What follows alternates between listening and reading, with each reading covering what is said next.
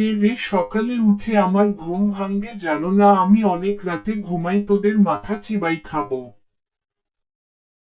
হুজুর, আমাদের বনে অনেক গন্ডগোল চলছে। পাশের বন থেকে একটা শিয়াল এসে বলছে সেই শিয়ালটা বনের রাজা হবে। বলুন তো, আপনি থাকতে এরকম কথা কেন বলল?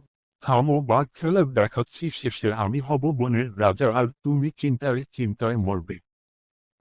কে বলো আমি থাকতে কে রাজা হয়? এত সাহসকার, আমি তাকে মেরে ফেলবো।